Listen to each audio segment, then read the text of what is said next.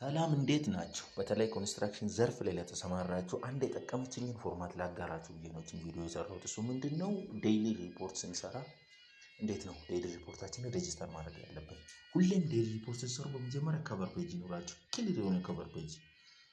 እዛም ላይ የፕሮጀክታችሁን ስም ጻፉ፣ ክላይንቱን ጻፉ፣ ኮንሰልታንቱን፣ ኮንትራክተሩን እና የፕሮጀክታችሁን ሎኬሽን ብትችሉ ከነ ሎኬሽን ማፑ ጭምር ማለት ነው። ከዛ በመቀጠል ሪፖርቱ የተሰራበትን ቀን ጻፉ።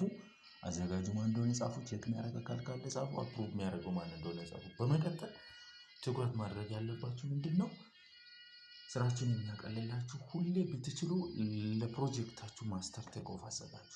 ፕሮጀክታችሁ ሙሉ እስከ መጨረሻ ያለውን ቴክ ኦፍ ሰርታችሁ ቁጭ አድርጉ። አይ ካልሆነ ደግሞ ለምታቀዱት ስራና ኤክሲኪዩት ለምታደርጉት ስራ በየፌዙ ቴክ ኦፋችሁን ብታዘጋጁ ጥሩ ነው። ትልቁና ዋናው ነገር እኔ አሁን ልመክራችሁ የሚፈልገው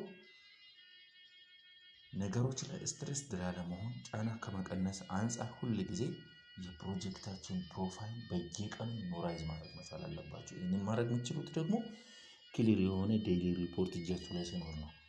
ፕሮጀክት ፕሮፋይላችሁ ኮንትራክት አግሪመንት መቼ ነው የተፈራረማችሁት ማስታወስ መቻል አለባችሁ። ሰፕሊሜንተሪ የወሰዳችሁት አግሪመንት ካለ ማስታወስ አለባችሁ። ቫሪዬሽን ካለ ማስታወስ መቻል አለባችሁ። እዚህ በተለያየ ምክንያት ዲሌይ ተፈጥሮ በዲዛይን ሞዲፊኬሽን በክላይንቱ ምክንያት የተጓተተባችሁ ጊዜ ካለ በሱ ምክንያት የተጨመረ ካለ ፋይናሊ ቶታል ላፕስድ ታይም ቱ ዴት ያለውን ማወቅ ትችላላችሁ። ፕሮጀክታችሁን ቶታል አማውንት አስቀምጡ፣ ያዙት። በየጊዜው ፔይመንታችሁን የተከፈላችሁን ፔይመንት ያዙ። እንደገና ደግሞ ሪቴንሽን የሚቆረጥባችሁን ያዙ።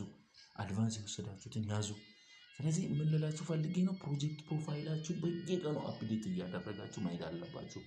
የተሰጣችሁን ፕሮጀክት ዱሬሽን አወቃችሁ ዜን በየቀኑ እየተሰራ ያለውን ቀን ታያላችሁ። ስንት ቀን ቀረኝ ለሚለው ነገር በጣም አፕዴት እየሆናችሁ ስለምትሄዱ ማለት ነው። በመቀጠል የፕሮጀክታችሁን ፐርፎርማንስ ሪፖርት በየቀኑ አዘጋጁ። ፐርፎርማንስ ሪፖርት ምንድነው? በየቀኑ ፕሮጀክቱ ምን አይነት ፕሮፊት ወይስ ሎስ ውስጥ ነው ያለው የሚለውን ነገር ለማወቅ ማለት ነው። በየቀኑ ያቀዳችሁት አለ፣ የተሰራው ስራ አለ፣ የወጣው ወጪ አለ። ካቀዳችሁት አንፃር የተሰራው ስራ በፐርሰንት ምን ያክል ነው?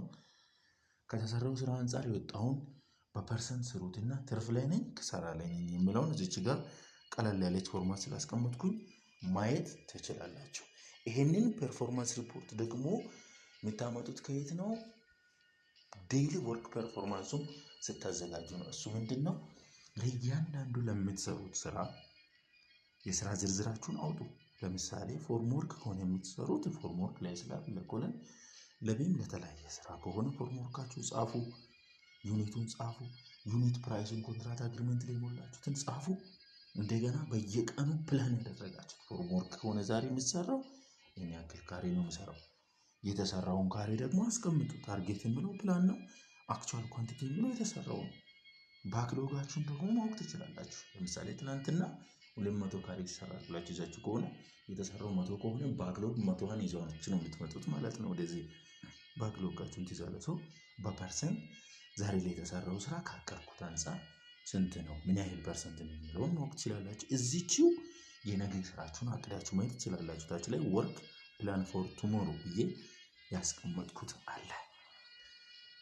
በመቀጠል ማቴሪያል ዩቲላይዜሽን ላይ ትኩረት ማድረግም ግድ ይላል። ማቴሪያላችሁ ስቶክ ላይ ያለውን ማቴሪያላችሁ ሙሉ ዘርዝሩት።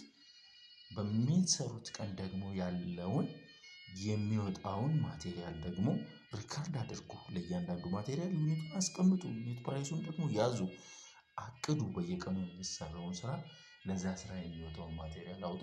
ዜን ስቶክ ባላንሳችሁን በቀላሉ ማወቅ ትችላላችሁ ማለት ነው።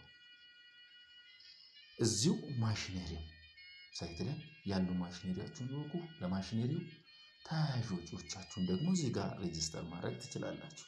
በመቀጠል ሌበር ዩቲላይዜሽን ለቋሚ ሰራተኞቻችሁ በወር የምትከፍሉትን ወደ ቀን ቀይሩ። ስንት ብር ይመጣል? የእያንዳንዱ ሰው በቀን የምትከፍሉት፣ ለባለሙያ የምትከፍሉት፣ ለአናጺ፣ ለግንበኛ፣ ለረዳት፣ ለቀን ሰራተኛ የምትከፍሉት በቀን ስንት ነው? ቶታል ወጪያችሁን ያዙ። ስለዚህ አሁን በቀን ውስጥ የተሰራውን ስራችሁን ይዛችኋል። በቀን ውስጥ እየወጡ ያሉ ወጪዎችን ይዘናል። ስለዚህ መጨረሻ ላይ ዴይሊ ኤክስፔንሳችንን ማወቅ እንችላለን ማለት ነው። ለቋሚ ስታፎቼ በ30 ቀን የሚሰራው በቀን ስቀይረው ይሄን ያህል ብር ይመጣል። ለባለሙያ የሚከፍለው ይሄን ያህል፣ ለማቴሪያል፣ ለኢኩፕመንት፣ ለናፍጣ፣ ለሌሎች ለጥገና የወጡ ወጪዎቻችሁን እዚህ ጋር ታመጣላችሁ። ለሰብ ኮንትራት ይሄን ያህል ብር ብላችሁ ታመጣላችሁ። ስለዚህ ወጪያችሁን አወቃችሁ፣ የተሰራውን ስራ አወቃችሁ፣ በየቀኑ ትርፍ ላይ ነኝ ክሳራ ላይ ነኝ የሚለውን እያመዛዘናችሁ ማየት ትችላላችሁ ማለት ነው። በጣም የጠቀመኝ ፎርማት ስለሆነ ነው። መልካም ጊዜ። ስለሰማችሁኝ አመሰግናለሁ።